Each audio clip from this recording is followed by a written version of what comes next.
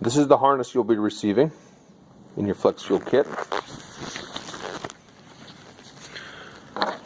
There's factory Mercedes connector ends for the injectors. It's very simple. There's 16 of those, one for each side of the harness.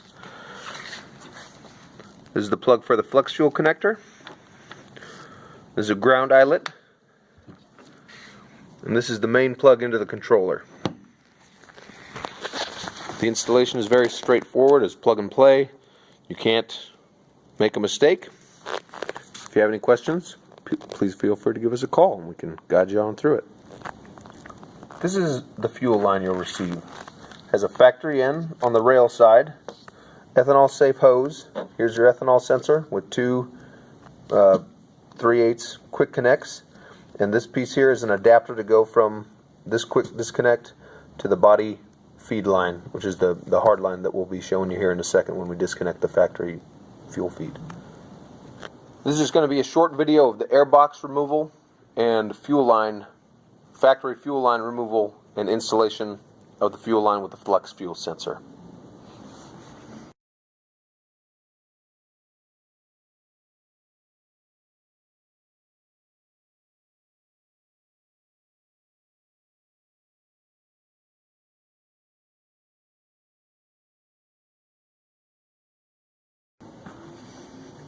I've done some pre-disassembly just to speed things up. So you'll have to disconnect the air mass sensor plugs here. On some cars they're fitted with a vacuum chamber here, so you'll have to disconnect a vacuum line from underneath there. Using a hook, kind of like this or other suitable tool, reach back and pull the tabs, plastic tabs, on the back of the air box to free it from the intake manifold.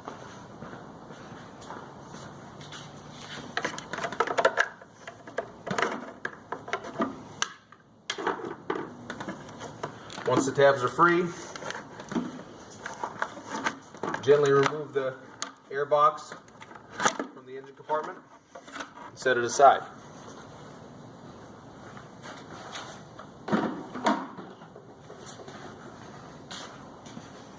Now we have access to the factory fuel line, which I've already loosened the connections for, and I'll just show you where it is. The connection at the rail is at the driver's rear, and it's just a 17mm nut. So we're just going to remove that. I've already drained the fuel out of this, but when you're doing it on a live car, you're going to want to use some rags to soak up any fuel that may drip out. This is a 14mm and a 17mm at the hard line that comes from the tank.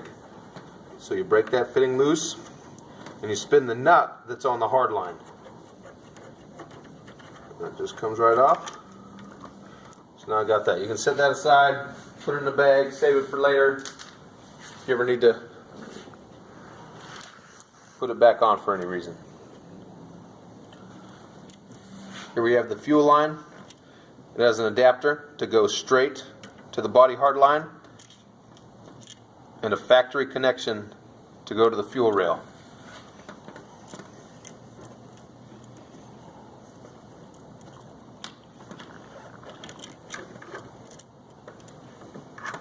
Set this in here like this.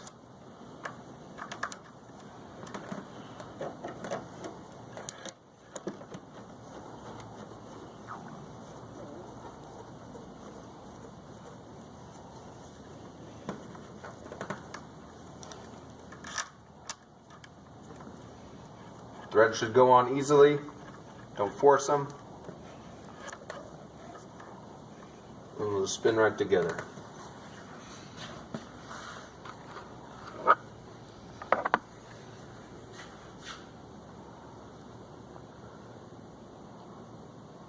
Using a 14, 11/16 or 18mm in a pinch,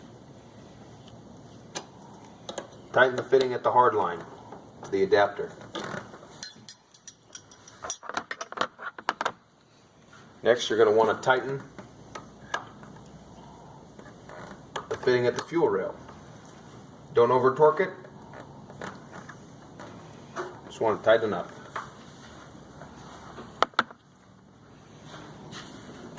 Now see, the ethanol sensor doesn't care about its orientation. It can flow either way and read ethanol, the content the same way.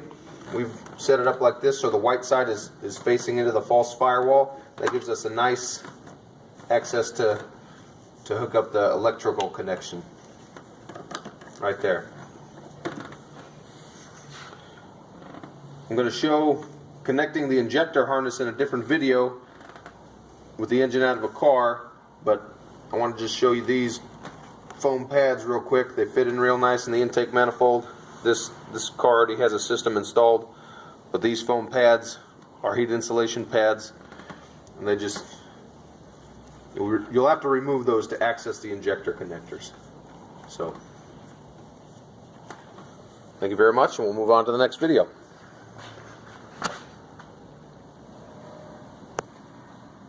Now I'm going to be showing on this engine that's out of a car how to install the injector connector harness. It's very easy.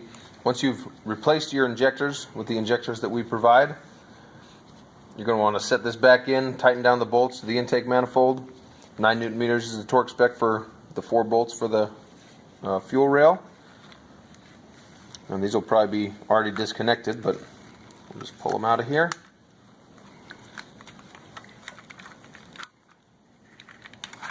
Alright, so on the harness end, we're going to have a male side, and the injector is obviously a female side. So we'll just grab the harness that goes to that cylinder bank. The injector harness is laid out to go to cylinders 1, 2, 3, and 4. It's cut to length. So we'll just plug that into there until you hear the click, and then you plug the opposite side into the injector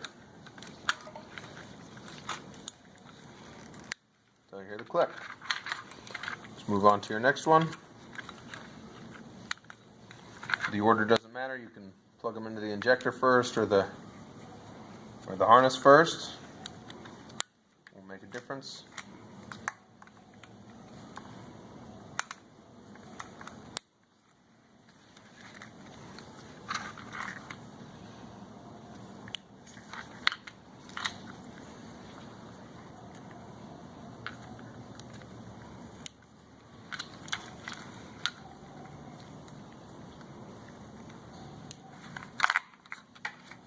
Once you've got that all set up, you can tuck away the extension connectors. All sit in there real nice. And then if you choose to reinstall the zip ties, which are recommended on the plastic tie strap holders, you can do that, and then put your foam insulating pad back on, and then you're good to go. This time I'm just going to point out a few things: box mounting location for the controller, and the grounds that we recommend you use. There's one right here on the driver's side shock tower. Nice thing is, on most Mercedes BMWs, there is a ground located very close to the shock tower that our ground lead will reach, and the eyelet will fit on the stud. So this is the ground lead. Just take off this 13mm nut. It could be a 10, 11, 13 on most European cars. And then there's an E12 screw. And it's real easy. You can just move the booster line out of the way.